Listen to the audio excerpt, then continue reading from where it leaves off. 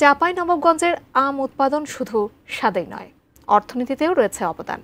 প্রতি বছর এখানে লক্ষ লক্ষ মেট্রিক টন আম উৎপাদিত হয়, যা দেশের বাজার ছাড়িয়ে বিদেশেও রপ্তানি করা হয়।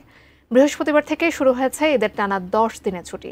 আর এই ছুটির মধ্যে আম নিয়ে বিপাকে পড়ছেন চাষি ও ব্যবসায়ীরা। তারা বলছেন, মৌসুমের কেনাবেচার শুরুতে এমন লম্বা ছুটির কারণে আম বাণিজ্য হোঁচট খাবে, লোকসানের মুখে পড়তে পারেন চাষিরাও। বিস্তারিত চাঁপাইনবাবগঞ্জ প্রতিনিধি মোহাম্মদ নাদিম হোসেনের পাঠানো তথ্যচিত্রে ডেস্ক রিপোর্টে। চাঁপাইনবাবগঞ্জের আম খাওয়ার জন্য অপেক্ষায় থাকেন পুরো দেশবাসী। আমের রাজধানী হওয়ায় আম মৌসুমে সবার চোখ থাকে এই জেলার দিকে। আমকে ঘিরে চাঙ্গা হয়ে ওঠে জেলার অর্থনীতি। তবে এবছর শুরুতেই হোঁচট খেতে যাচ্ছে আম বাণিজ্য।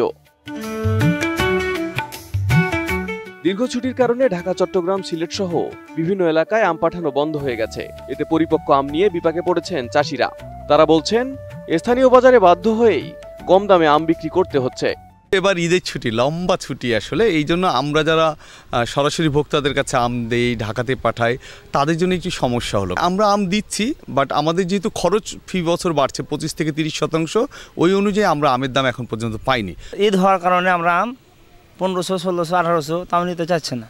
আর আমের সব বয়স হয়ে গেছে, ছোটো থেকে বড় থেকে সব আম পেকে গেছে। ঈদ পর যদি আশা করা যায়, যদি পাওয়া যায়, তাহলে হয়তো আমাদের একটু লাভজনক কিছু আশা করি। আর না হলে কিন্তু এবারও আপনার দাম কমে যাবে অনেক। ছুটি হলে একটু সমস্যা হবে, মানে মাঝখানে বাজার তো গ্যাপ থাকবে, আমগুলো নষ্ট হবে। এটাই ঈদের লম্বা ছুটি হলে আম ভাঙা বন্ধ থাকবে না, আপনার আম পাড়তে থাকবে। আপনার 10 টাকা কেজি হোক আর 50 টাকা কেজি হোক, ওই গাছে আমকে রাখতে পারবে। ভিশন এসি নিয়ে এলো মানিব্যাগ গ্যারান্টি অফার। 1 মাস ব্যবহার করে সন্তুষ্ট না হলে সম্পূর্ণ টাকা ফেরত। আম ব্যবসায়ী সংগঠনের নেতাদের দাবি, দীর্ঘ ছুটির মধ্যে কিছু কিছু ব্যাংকের ব্রাঞ্চ যেন খোলা রাখা হয়।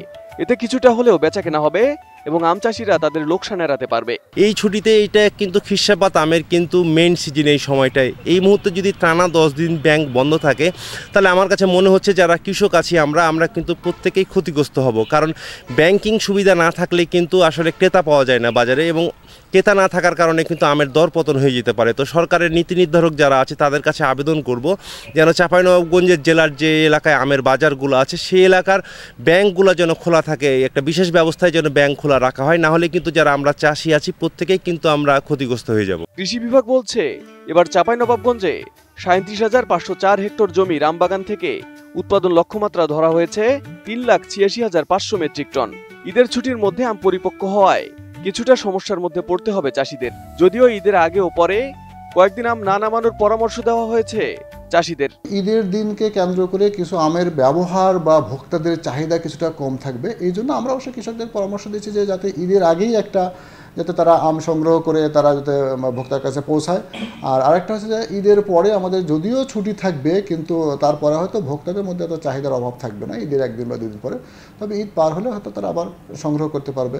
তবে ঈদের 3-4 দিন আমরা মনে করছি যে এই 3-4টা দিন হয়তো তাদের আমের চাহিদা কম থাকবে, এবং এই সময়টাকে আমরা যাতে মিনিমাইজ করি, তারা যাতে আম সংগ্রহ করে, যাতে ওই সময় তারা বিপণন করতে না হয়, সেটা মাথায় রেখে যাতে কৃষকরা হারভেস্ট করে, সেজন্য আমরা পরামর্শ দিচ্ছি। ইতিমধ্যেই আম সংগ্রহ শুরু হয়েছে, আমাদের অলরেডি গোপালভোগ পাড়া শুরু হয়েছে এবং আমাদের খিরসাপাতও শুরু হচ্ছে। যেহেতু বৃষ্টি হয়েছে, আমের বাড়তিটা ভালো হয়েছে, আমরা আশা করতেছি যে আমাদের যে লক্ষ্যমাত্রা ছিল সেটা উৎপাদন হবে বলে আমরা ধারণা করতেছি। চাষি ও ব্যবসায়ীরা বলছেন, চাঁপাইনবাবগঞ্জে আম বাণিজ্যের সিংহভাগ নির্ভর করে খিরসাপাত আমে লোকসানের শিকার হলে সে ক্ষতি আর পুষিয়ে ওঠা সম্ভব হবে না। Desk report, ATN news.